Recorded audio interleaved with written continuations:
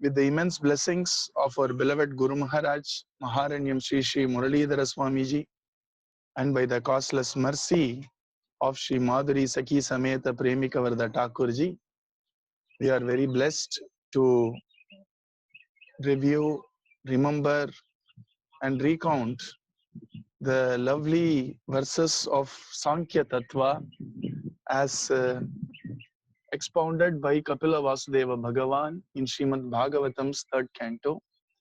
And the 26th chapter of the 3rd canto is an important chapter. It serves as the base for the Sankhya Tattva to be elucidated. And it says the two important things there is, it actually talks about the discrimination of Purusha and Prakriti. And it also gives us the characteristics and creation of the various causes of this universe. And it also tells the various characteristics of the various categories, Tattva, principle. And our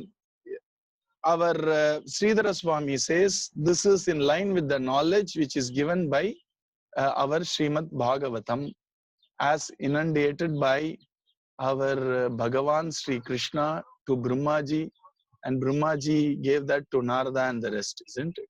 So that is the original Bhagavata Dharma, which is very beautifully revealed by Brahmaji. And then we have two sampradayas of Bhagavatam, and it actually talks about both these sampradayas because both the sampradayas agree in this matter of Sankhya Tattva as shown by Srimad Bhagavatam in the 3rd canto. And just to quickly brush up, I am not sure if you can see it. We say that we have two things. One is Jadam, other one is Chaitanyam. And Prakriti is Jadam. Jadam na insentient, not conscious. And Purusha is Chaitanyam. And Purusha also has two categories. Jiva is also Chetanam, and Ishvara is also Chetanam. And so within Purusha, within the category of Chaitanyam, we have two. And within the category of Jadam, Prakriti has two powers, two Shaktis, Avarana Shakti and Vikshepa Shakti. And Prakriti has these two powers. And our Sridhara Swami says, it is this Avarana Shakti or the power to hide, the power to cover, the power to, completely conceal consciousness is the one which inflicts our jiva, and so it is called avidya. So that Avarana Shakti becomes the avidya Shakti, which comes and covers the jiva's jnanam.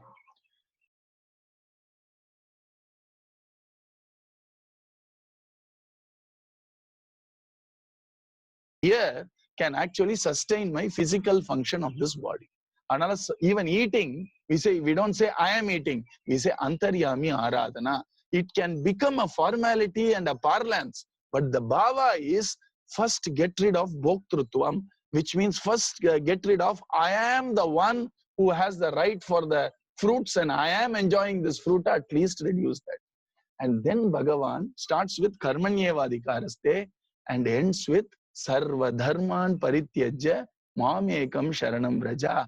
When you did this slow karma yoga and you developed a little love towards me, and then you realize that you are not all this, then you are ready to give up even that actions, and in some sampradaya, give up the doership of the action. Do it as Bhagavat Ajna.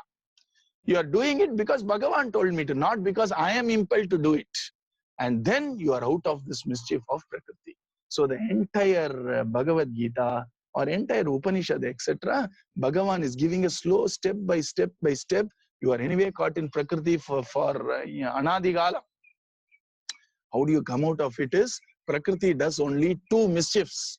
One, it makes me think I am the doer. Number two, it makes me think I am the bhokta. When both are nothing to do with me, I'll give you an example. There is this lovely row of trees out there, very green, very beautiful, right? Now, what is seeing this tree? My eyes are seeing that tree. What is registering the color inside? My sense organ, which is my sense organ of vision, is registering the color. What is deciding it is very beautiful? Mind is deciding it is very beautiful. Now, what is getting the sukham? The intellect is getting a sukham. Green is beautiful. Idhula enga consciousness is there? Where is jiva coming into it? It is the sum total complex of my mind, my intellect, my sense organs, and my organ of sense, which is the small little dead bunch of tissues, which are just grasping the color, which is also Prakriti, and Prakriti is enjoying itself. But then I am seeing the tree, and the tree is very beautiful to me, is when I get entangled. I hope it's clear to you. Now, mind is also Prakriti, intellect is also Prakriti. Outside the greenness, which is the color, and the tree, everything is Prakriti. Now, tree is talking to the mind, and the mind is looking at tree, and the intellect decides this is very joyful. All this is not me at all. I am that consciousness. But what happens? I start thinking, I want to see the tree. Why? Because I want to feel the cool color of green to give me joy. Now, neither am I seeing it because it is the mind, the eyes, etc. seeing it. Neither I am getting the joy because of the tree, because it is just the intellect and the mind getting the joy out there. So finally, Prakriti is pulling me into a conflict of thinking, getting hypnotized that I am the Karta, I am the Bhokta. These are the important things to understand. So here it is said, Tadasya samsritir bandhaha paratantram chatat kritam bhavati akartuhu ishasya sakshino nivritatmanaha. It is the feeling of doership which binds people to action. Nobody can escape action. Even Jivan Mukta does the action. Please don't think Abde will be like a bag of rice. No. Ramana Bhagavan, as I told you last time, used to wake up in the morning, you see, and cut vegetables for the cooking and all that stuff. Now for him is merely a witness. Witness of something called hand, holding something called knife, cutting something called avladhan. So when somebody says this is not cut properly, Ramana Bhagavan is not going to get upset because there is no I at all involved in this. And can I use the very trite term in in this part of this world? Don't take it personally. What does don't take it personally means is actually you as a person, which is Purushanale person dane.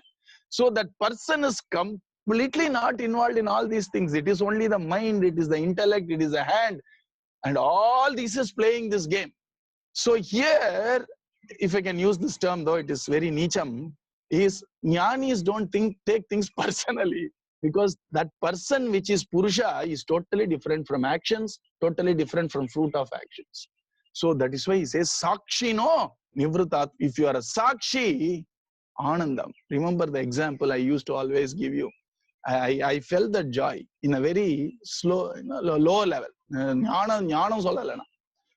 A simple thing is, if you go to a market or what do you call it, mall, with the intention to just see, that's it. I'm not going to buy, I'm not going to sell.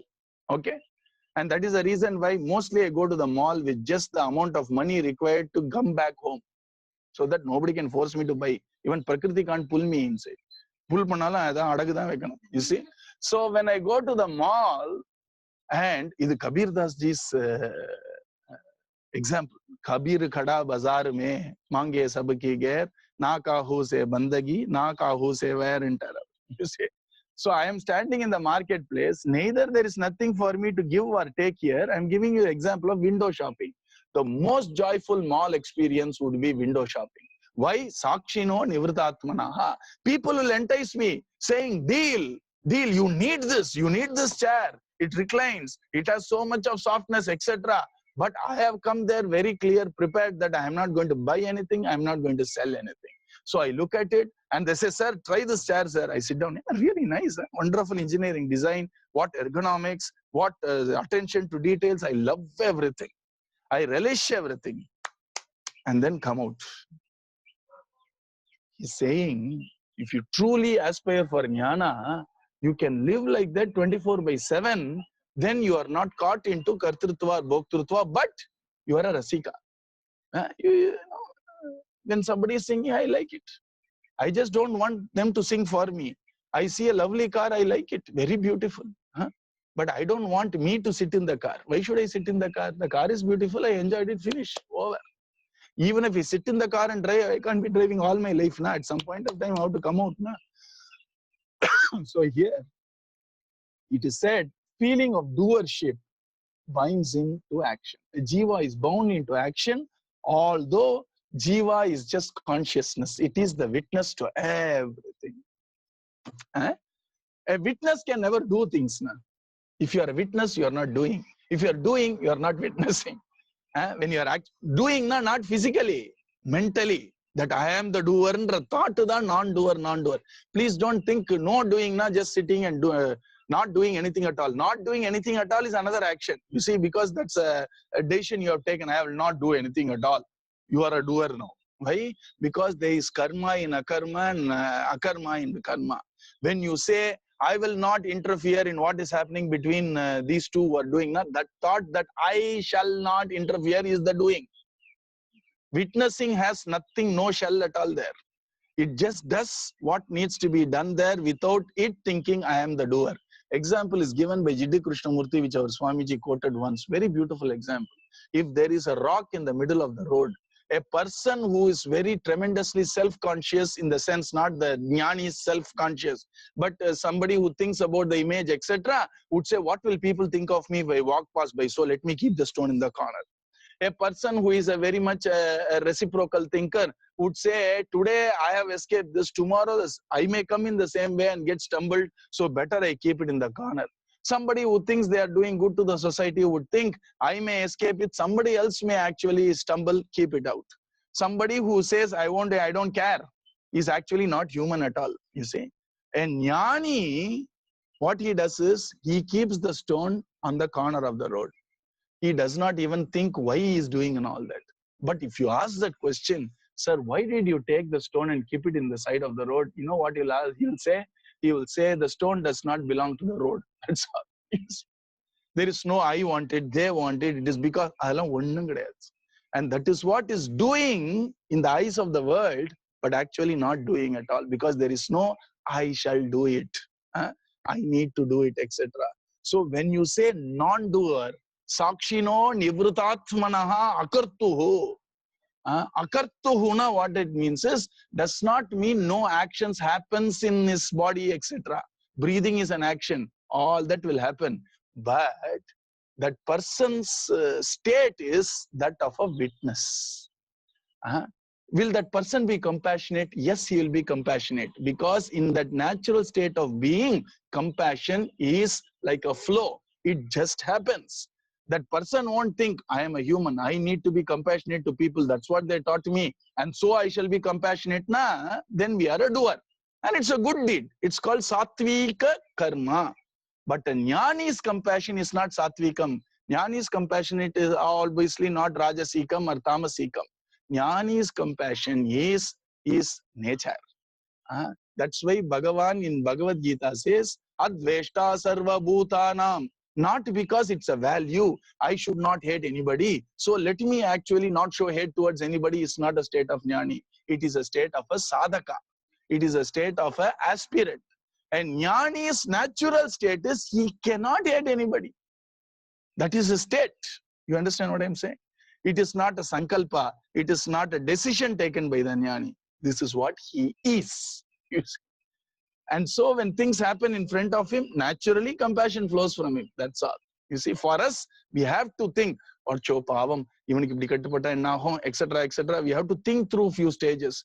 And what if my child was in that position? We have to empathize. We have to do some vicarious thinking before we come to that compassion. For a jnani, it is natural. And so here, sakshino akartuhu acharyamana vishya, jiva swarupa. Same thing with Bhagavan also. As my intrinsic characteristic, I am akartuhu. Consciousness can only be a sakshi. You see, I'll give you another example.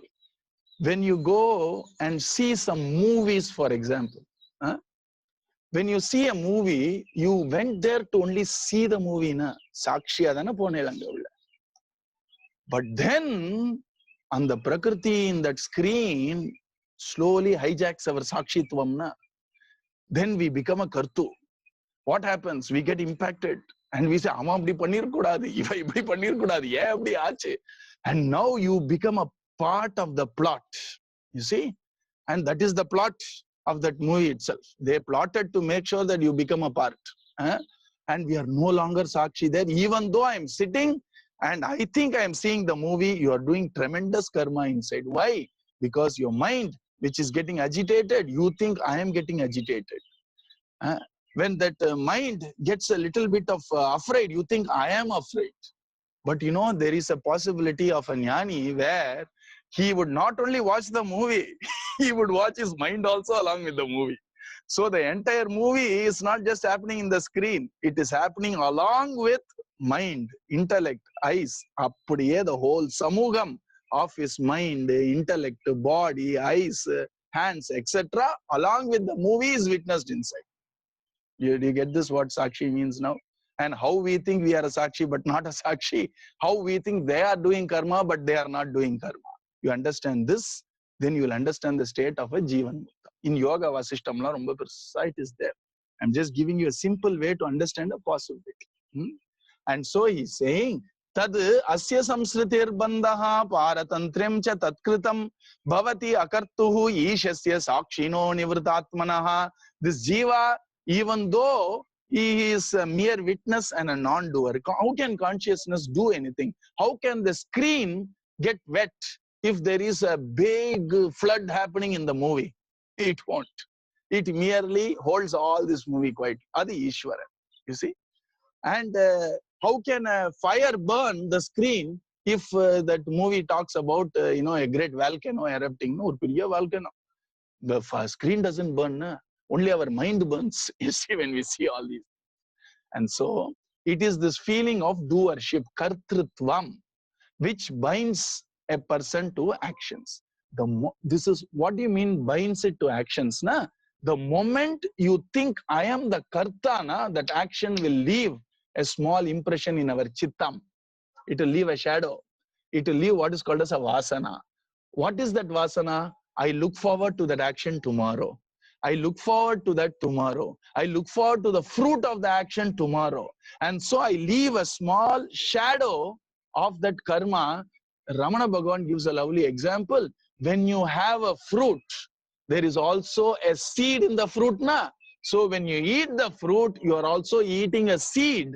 And that seed is, I want the fruit again. Tiruppi gives rise to a sapling and a tree called repeated action.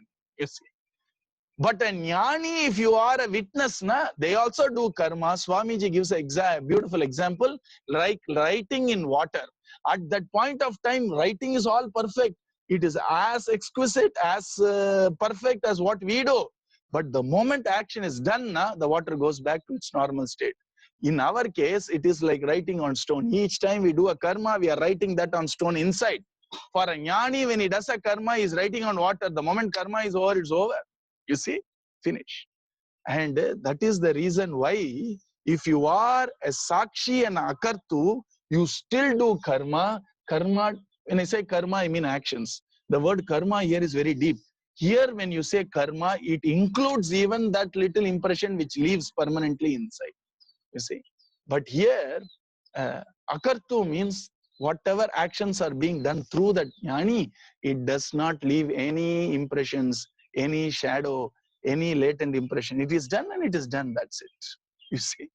But for a normal jiva, if the sakshitvam or witnessing is not done, the person gets involved in that karma in such a way that it is said, binds him to action means what? The moment you think, I am the doer, the result of the action will come to us. It is called, the result of actions also karma, papam, punyam will come to us. And that's why Krishna is telling Arjuna, if you do it in the state of sakshitvam, neither will papa come to you, neither will punya come to you, but that is the state of a jnani. You see. So you may think I am a witness, And you can imagine yourself to be a jnani. But if likes and dislikes decide what we do now, we are none of that. Papam punyala 100% namak vandhudan seyar. So once you think I am the karta, then the result of karma will come to us. Because I am saying to Bhagavan, I am the karta. Bhagavan thinks it's only Prakriti. Bhagavan is not interested in attaching papa and punya to us. We tell Bhagavan, naam panne, vechiko po. You see. And when a Jivan Mukta does things, nothing comes and touches him because he does not think he is the doer. Because he does not think at all, first of all. All he has is, I am a Sakshi, and all this play of this Ada Sarvam Vasudevam. Whatever happens outside is Sarvam Vishnu Maya Idam Pashyanina Sakshitva. Ella Vishnu Odiya Veda. The Vikshepam Bhagavan Pandram. For him there is no Avarana. Even if he sees Vikshepa, Avarana is Avidya. Avidya is gone. Even if a Jivan Mukta sees Vikshepa, he would not see it the way we see it. He would see it like it is Bhagavan's Vikshepa. It is Bhagavan's Vaichitra. Bhagavata Paramahamsa will see like that. Not how I am involved, what will I get from it?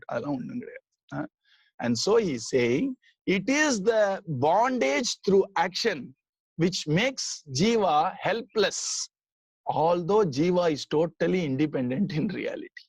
Can I give you a small example? Even for, let us take the simple example of food. The moment I think the food is there for me to relish its taste,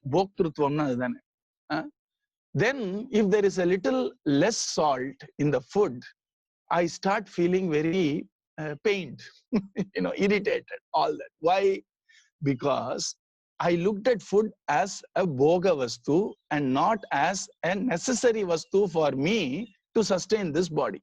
Even in that level, I'm saying, even in the way I look at things, I can slowly improve.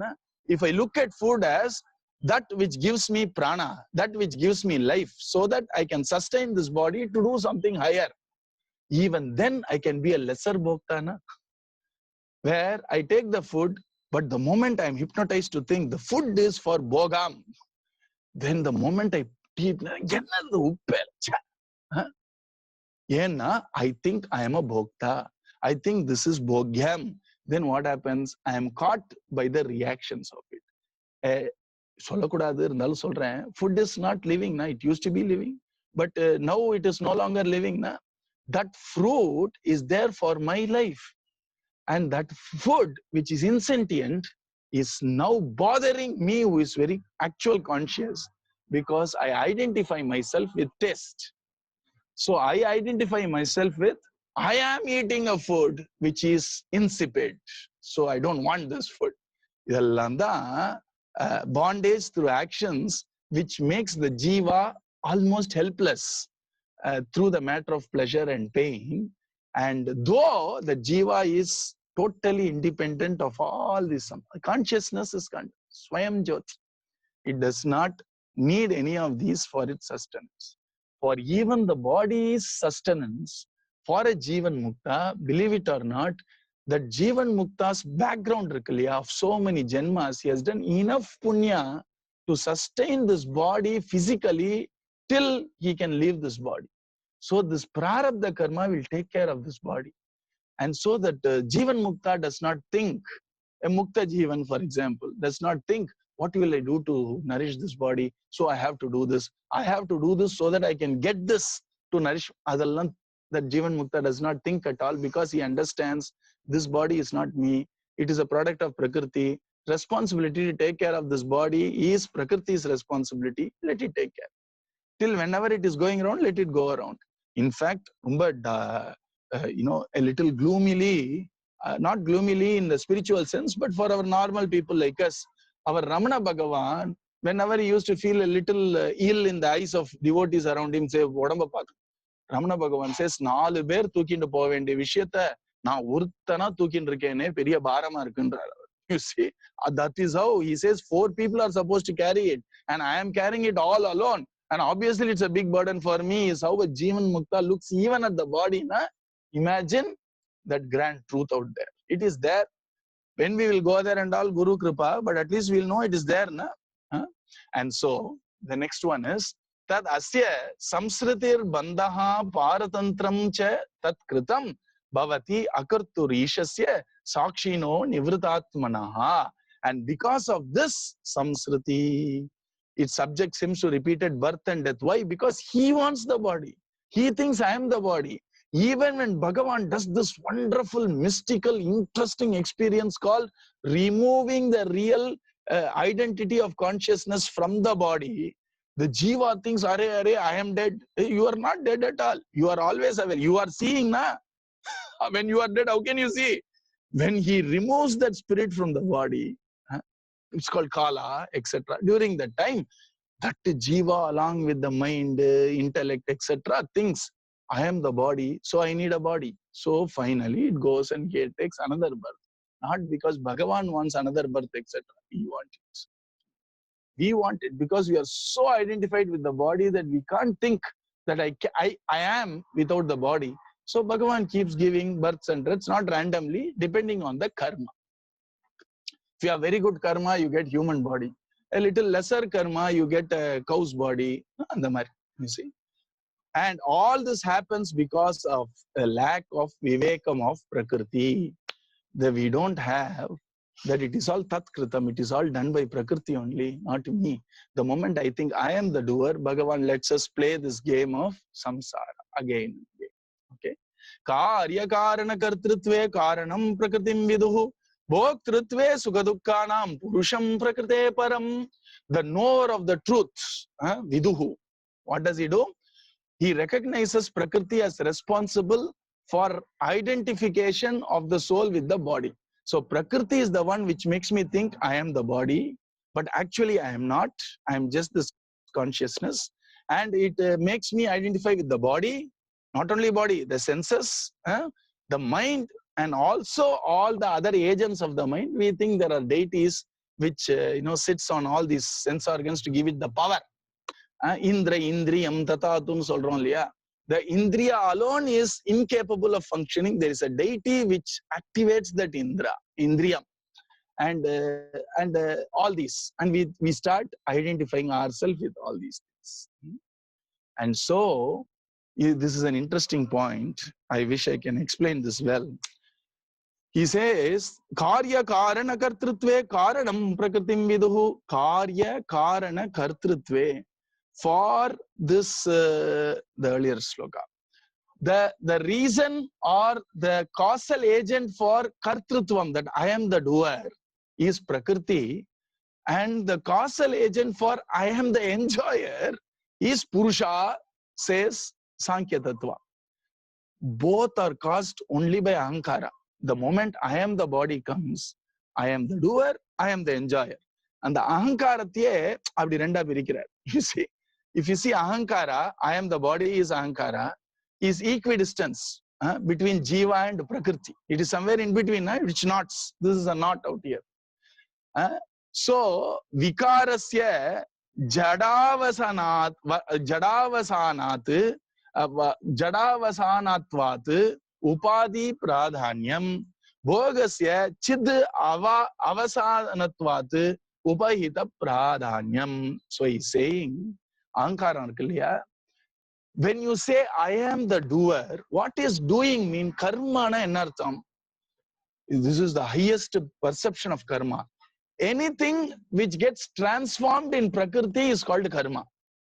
Right? In corporate language, they say, when you say you worked, you must have added some value. You see, I came to office, I warmed my seat, that's not taken as work. You see, what value did you add? So the definition of work is what changed. You see, what did change? So any vikara is called work. So when you say I am the kartana, there are some changes which must have happened.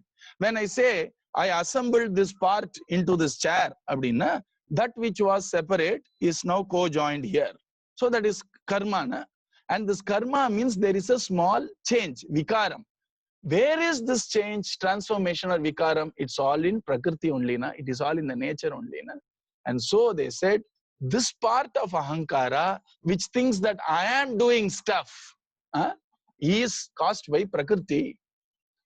And when I say, I had, sir, tremendously joyful experience when I went and read that book, for example. So, Bhoktritvam means I am the enjoyer. Where does it finally culminate is I am. Angadana culminate arudhu. So, since it is Chit Avasanatva, it terminates or concludes in Chit, which is consciousness, which is I am. It is taken to be the karyam of Jiva. Both are Ahankara only. Sankhya Yoga wants to separate these two. So here, same thing in Bhagavad Gita.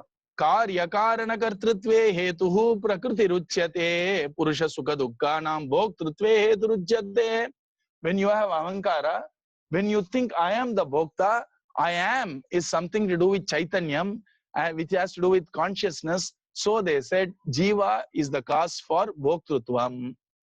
And when you say karma, it is actually things to do with transformation, changes happening outside. Consciousness does not change. It's only change which happen in Prakriti. So they say the Kartrutva Hetu is Prakriti. Just for, or separate பண்ணி காட்டணும் இல்லையா அதுக்கா, which is the reason why the moment you think you are a kartana, you have to follow the fabric of cause and effect in Prakriti.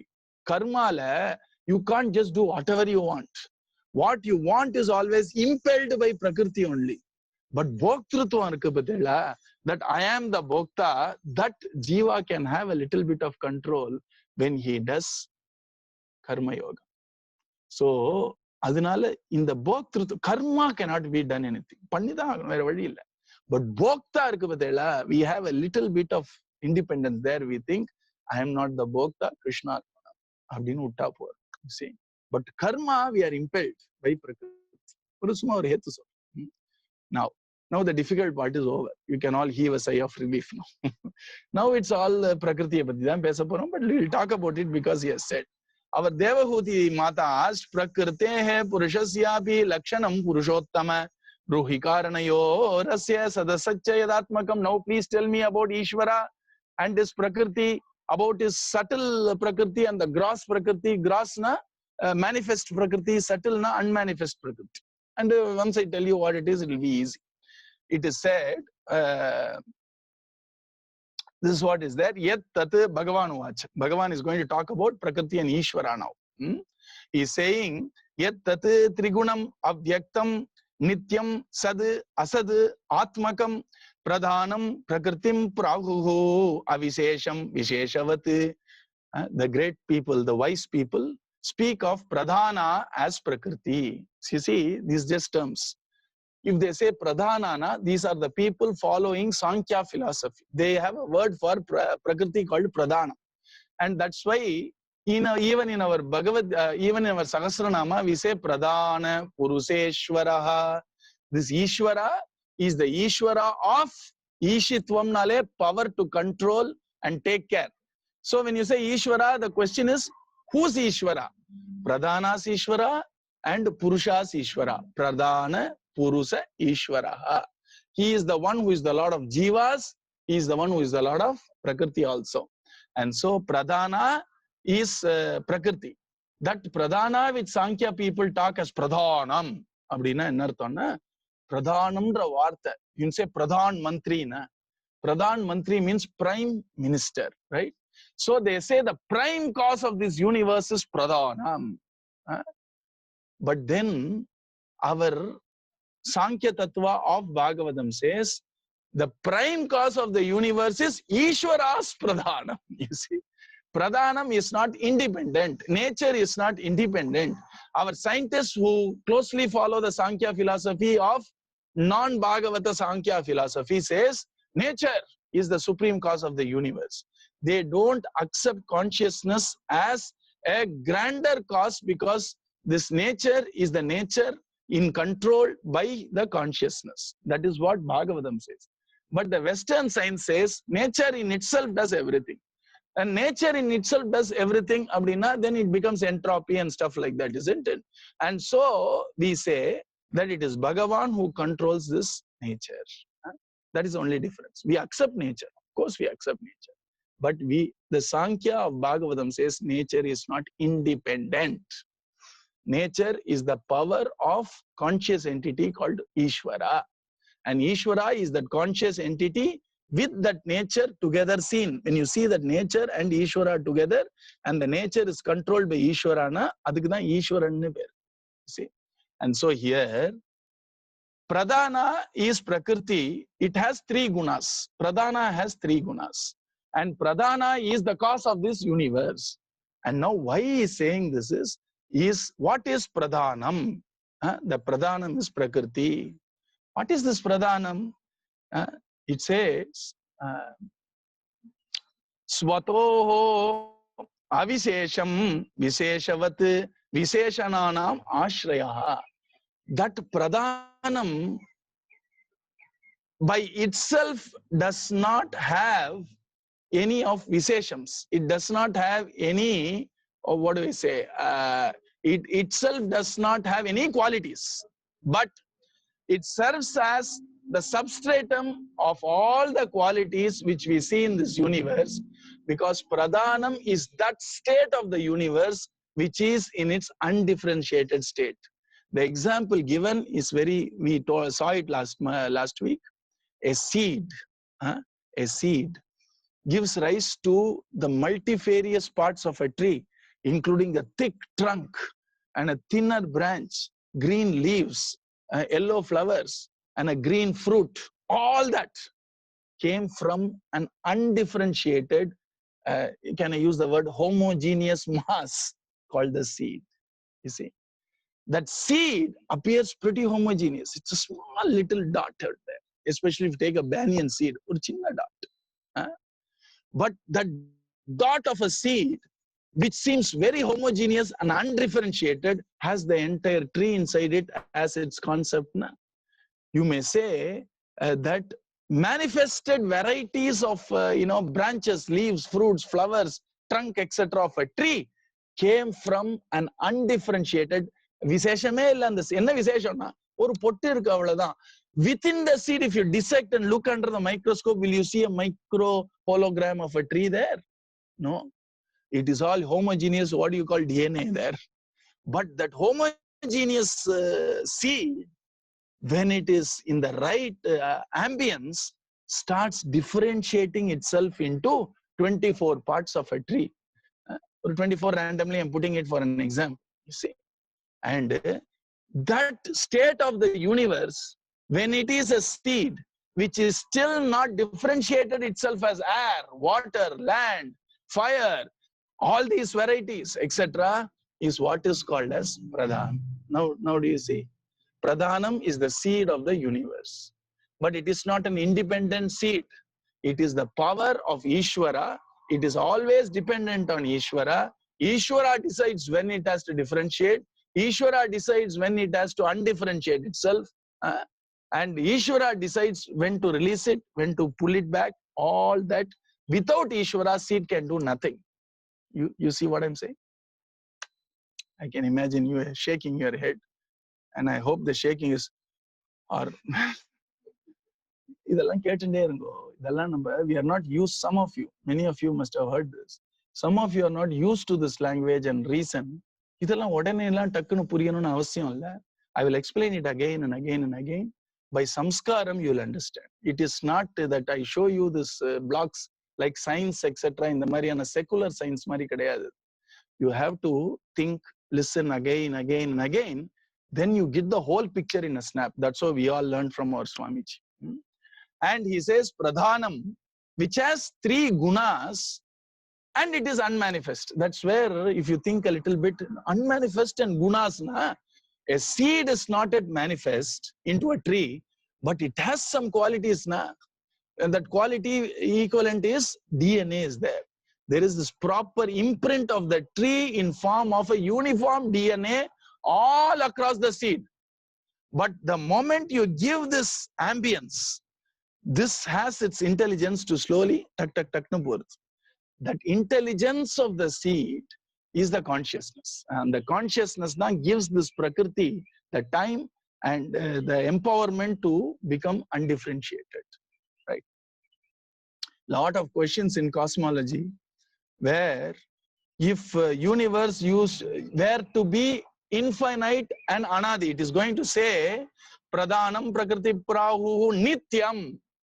Nityam nu sollum பொழுது cosmologists are baffled because this universe cannot be nityam. You know the reason why they say it's not nityam? If it were to be nityam, because of the entropy of the universe, it needed to be uniform all throughout. But we see a lot of this background radiation which shows diversity in the universe. And so because of entropy, it has to be uniform throughout, and universe is not eternal, is what science say.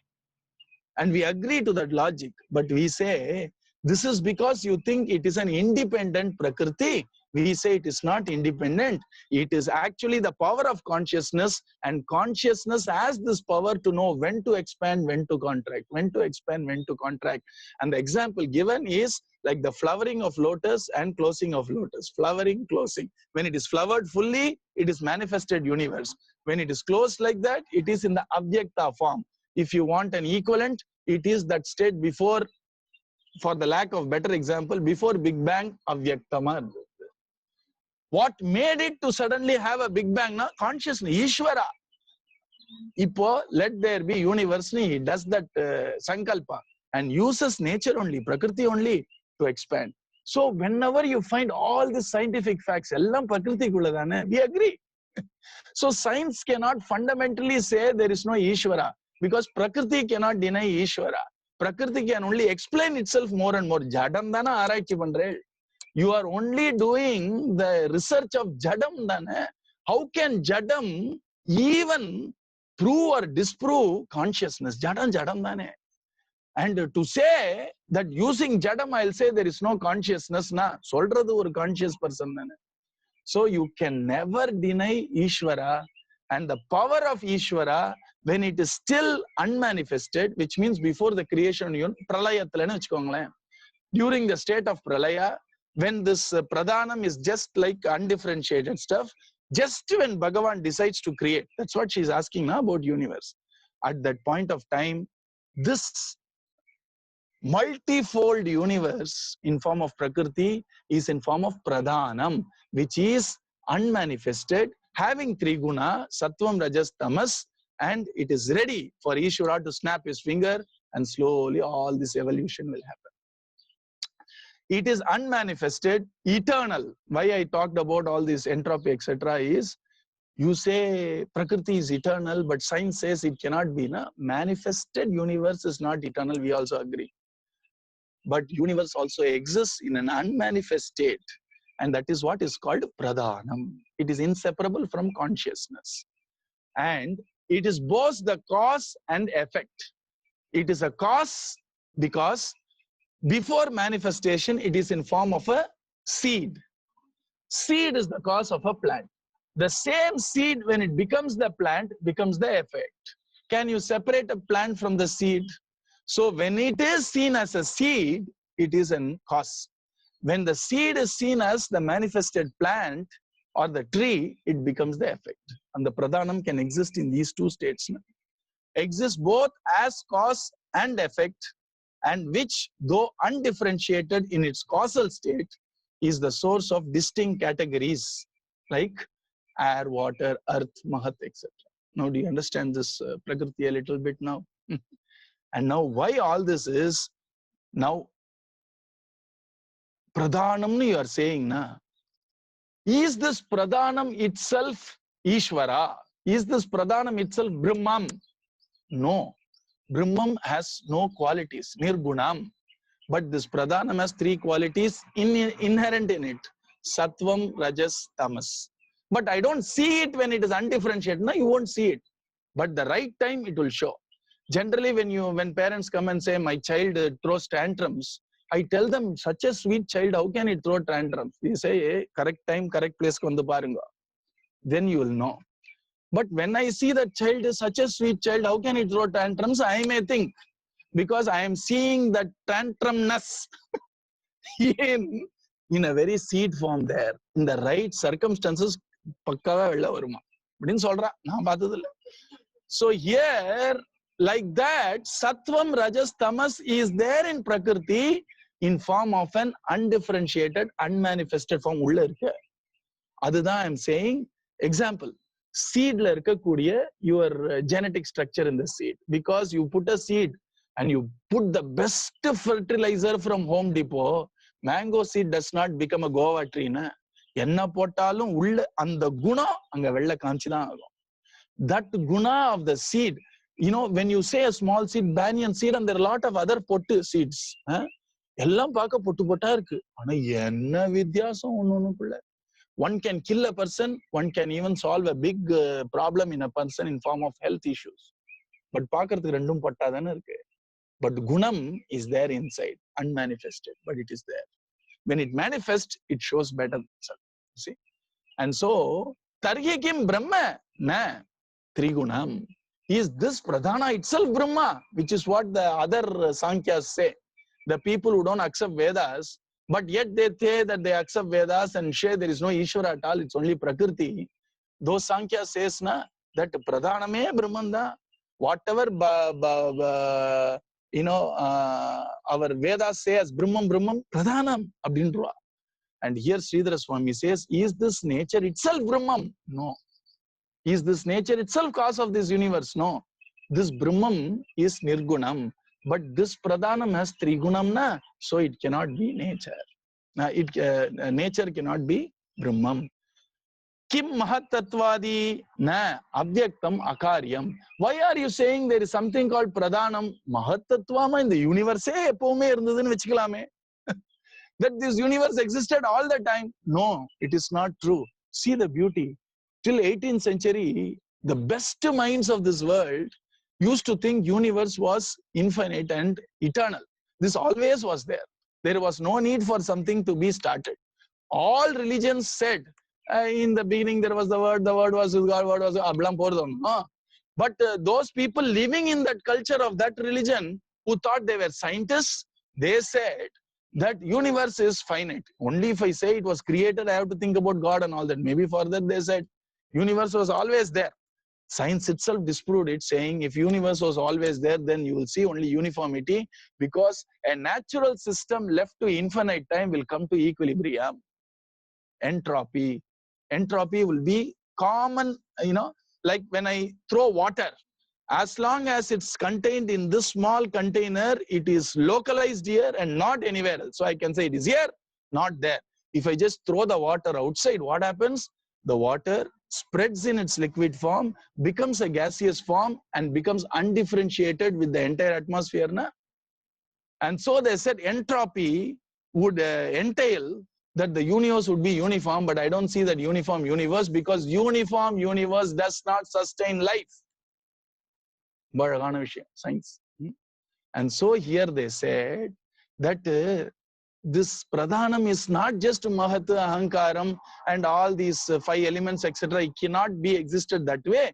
It must have existed in a seed form, expanded as a universe, contracted again as a seed form. Like that only then life is possible. You see, அழகா சொல்றது, kim mahatatvadi na avyaktam akaryam. Pradhanam as pradhanam was also akaryam, and then it becomes karyam. Akaryam na no effect. It was in a causal form, and then it becomes the effect. Analda sat asat na, we have to be careful which context being spoke about. That is the whole problem with all the translators who has no idea about Sanatana. Sat also means truth. Sat also means existence. Sat also means manifested universe. So I read this horrible translation by a 19th century, I think, European. No sada sid na sada sid tadanim nu or Veda vakyam. Incredible vakyam. This is the state of that consciousness alone existed, is what is the actual meaning.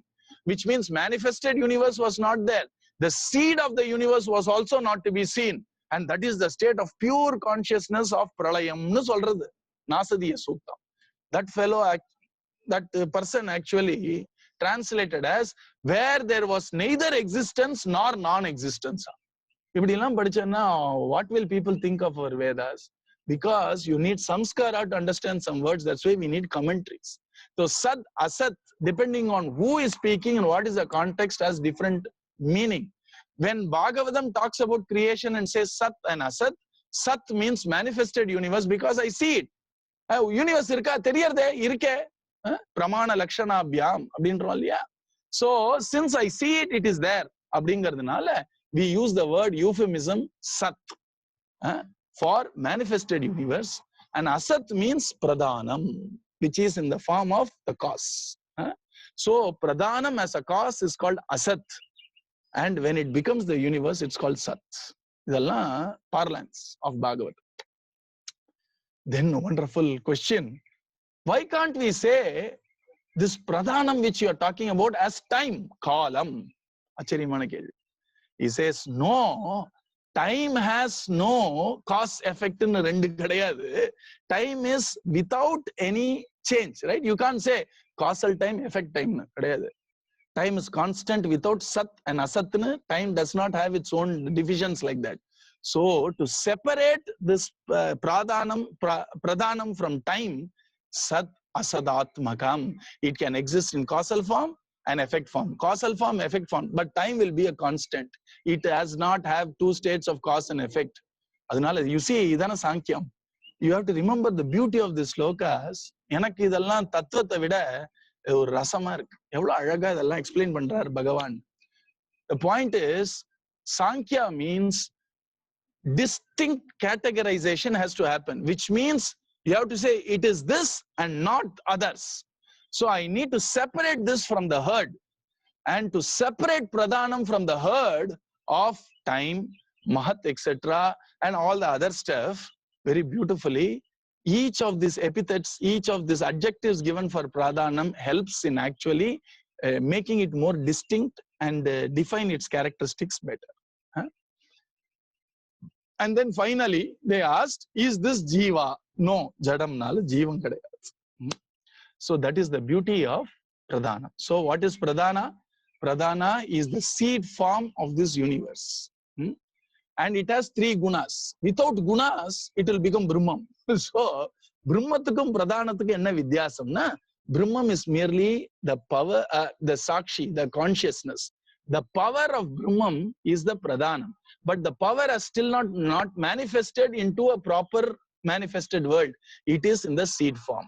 And that is what is called Pradhanam. But that power has qualities of Sattvam, Rajas, Tamas. Brahman does not have all these qualities. You see? Now you get this. Yeah? Prakriti, Purushan. This Purushan is Ishvara, and this is the Prakriti or the power of the Ishvara to create this universe, sustain and dissolve this universe. And that is what is called Maya, because it's Bhagavan's power. Very. And so this is what is Pradhanam.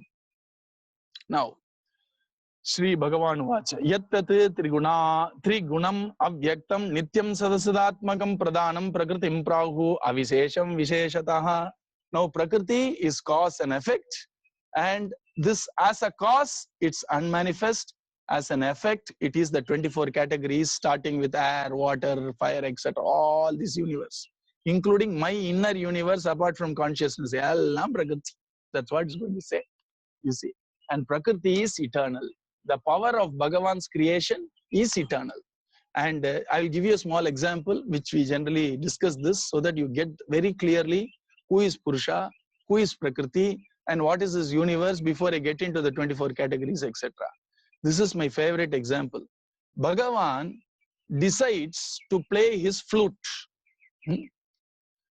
And the moment he decides to play his flute, right? The entire Sangeeta Shastra, the entire Swarangaludiya, all these grammar of swaras, etc., the song's lyrics which he is going to sing suddenly comes and it's ready in an unmanifested form as a seed in the top of his, can I use the word, intellect of Bhagavan. For example, but anyway, since he's a musician, the moment he wants to play the music, the intelligence of the music in an unmanifested form. Manifested music is the actual playing of the flute and the notes of the flute which all of you can listen. Unmanifested notes of the flute is the intelligence of playing the flute, the power to play the flute, including the power to blow prana into the flute, the power to actually have the system of closing and opening the holes of his flute. All the power of playing the flute for that particular song comes to the fore immediately. Adudam pradhanam. And the moment he starts playing this flute, that pradhanam, which was in form of his mental power to play that song, has now manifested as the actual song. So the cause of the song, which we all heard and we are completely swayed by it, is the power he had within himself, which was still not manifested outside, as the intelligence, as the power to actually play that song through the flute. The inherent power, the inherent capacity, the inherent intelligence to play that song is pradhanam. And that inherent intelligence, inherent shakti, inherent power to play the song manifested itself as a lovely song. And that song is this universe. Ellam Bhagavan flute or notes than 7 notes of the flute became the 7 colors. 7 notes of his flute became the 7 lokams. 7 notes of the flute became everything. Ellame 7. And so this is what is pradhanam. And see, the power to play the flute cannot be separate from the flautist. And the power to play the flute is completely under the dependence of the flutist. When the flutist want to play the flute, then he will say, I am going to play the flute in Soka Mayata. And he says, Sa Aikshata. He decided to play the flute. The moment the decision was taken by this lovely Brahman called Krishnan, then what happened? The entire power of playing the flute, which was hidden somewhere inside him, comes to the fore.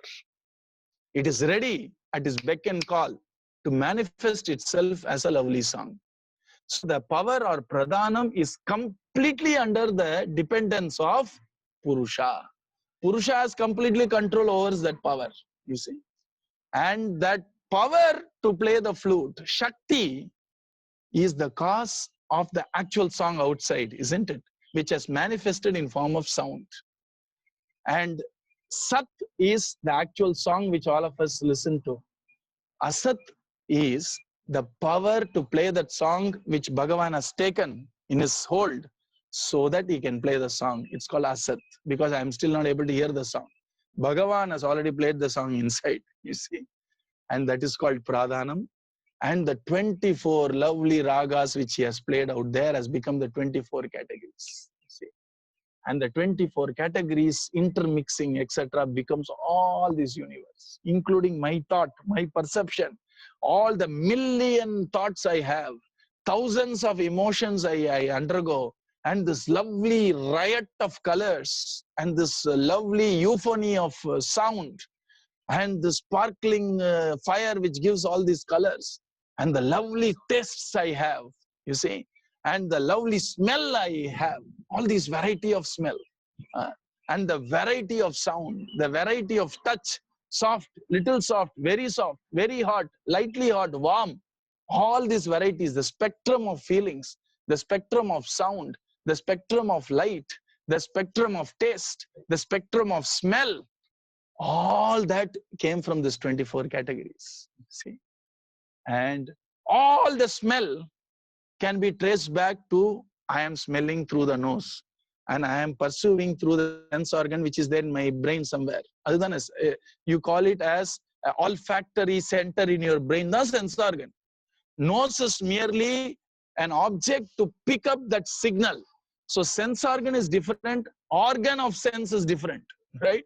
So indriyamna idu indriyamna நம்ம சொல்றோம் விசேஷமா. Indriyamna, that part of our brain which cognizes this smell is the real indriya.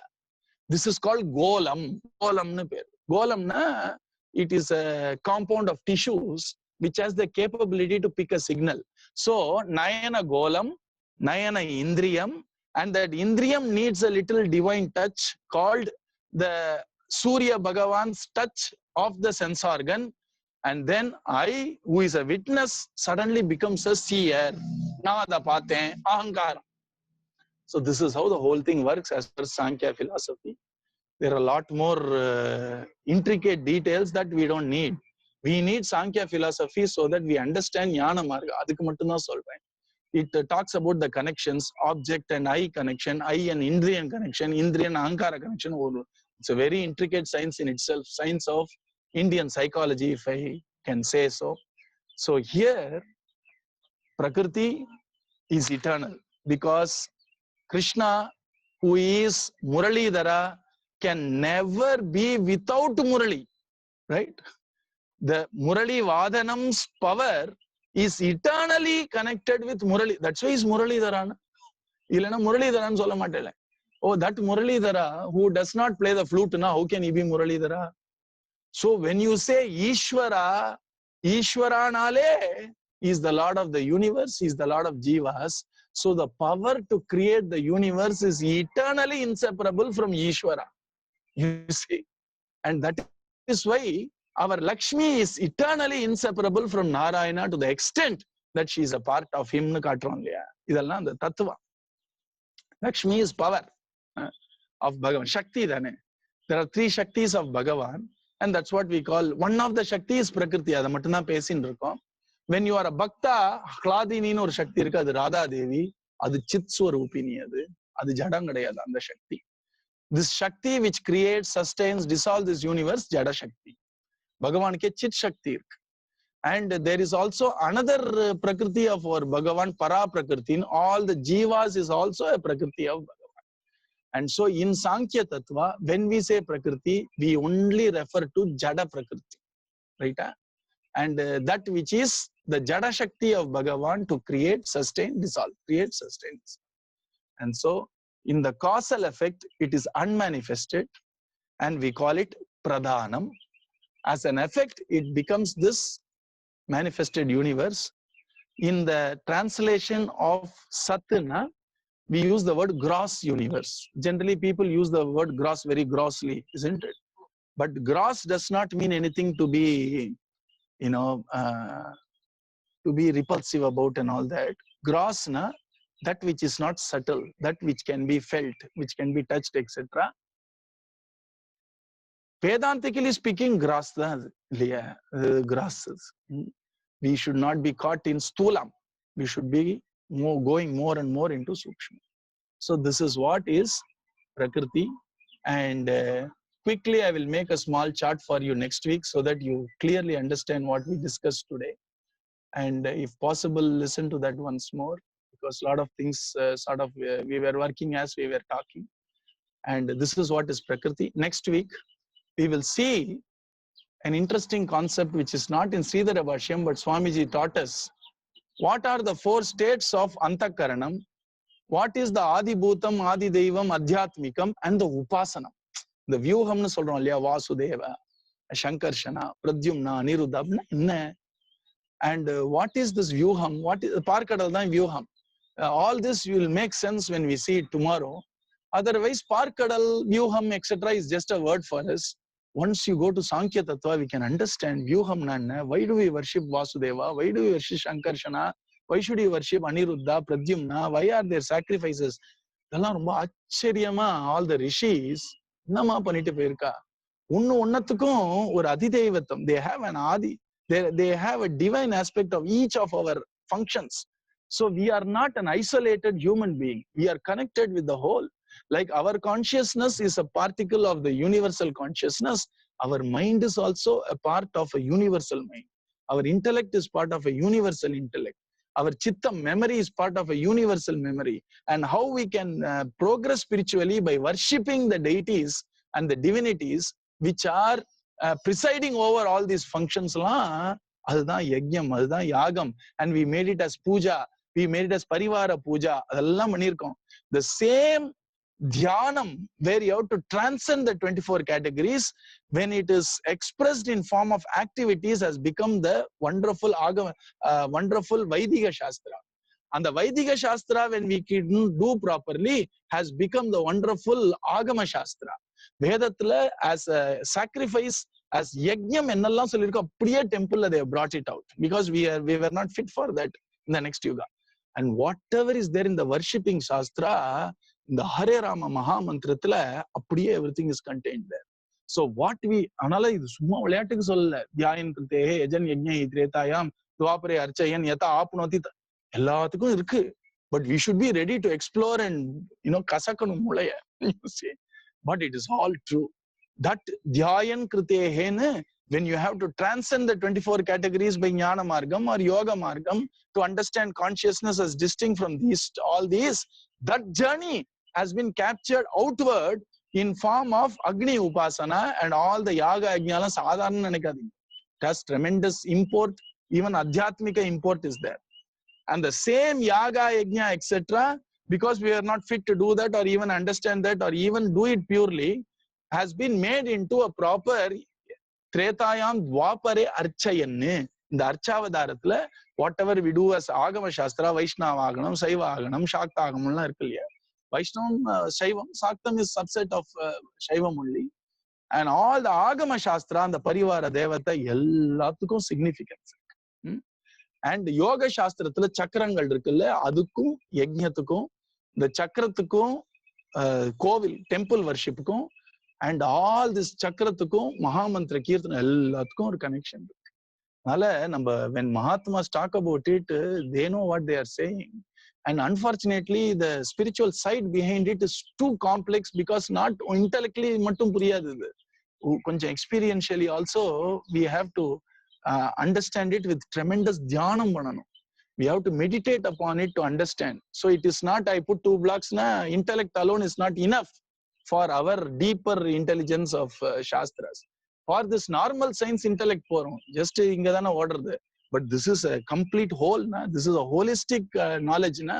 So intellect alone is not required. In fact, we have to at times silence the intellect with the tremendous state of meditation to allow this intuitive knowledge to flower inside us. And then you see the connection.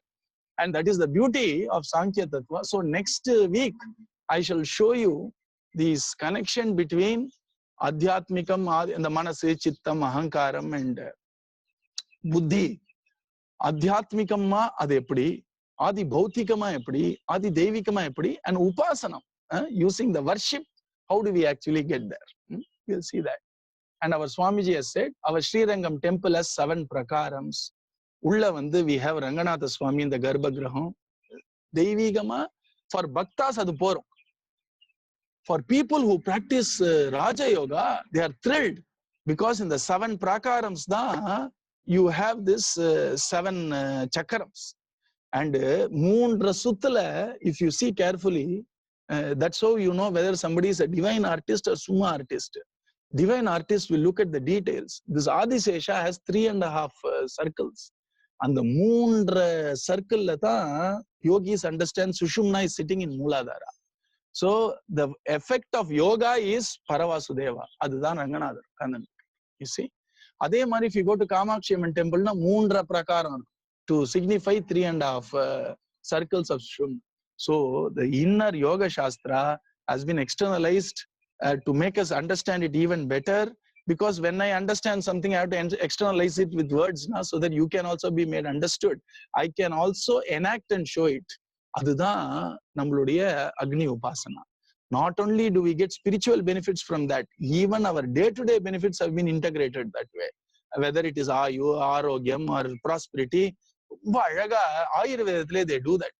You see, generally in allopathy, what I have understood is, it's all taken bit pieces. Then Talavalina or Marundu, Vaitavalina or Marundu. I went to a very good Ayurvedic physician in Palagat, took my mother, and he looked at the mother, he saw all these things. Then while he was talking, my mother coughed. Then he said, இதுக்கு என்ன போட வேண்டாம், இந்த நெய்யோட மீடியத்துல கொடுங்கோ, because the நெய் மீடியத்துல when she takes it in, the throat will also be taken care. You see, that's how they see the holistic approach of the body. Likewise, our Ayurveda marketum, illana our Yajna Shastra marketum, illa holistica they have seen. They understand that we have our day-to-day needs. They have integrated slow development spiritually by our lifestyle, by our day to day. When they say சும்மா ஒரு 3 பிராணாயாமம் பண்ணிட்டு do the ஜபம் பிராணாயாமத்தை நைஸா அப்படி பூத்துறா பத்தில, so that we can slowly control the prana, control the mind and do better japam. So everything has been very beautifully put in place by, it cannot be a human intellect or human intelligence which has done it. அதுதான் divine in Sanatana Dharma.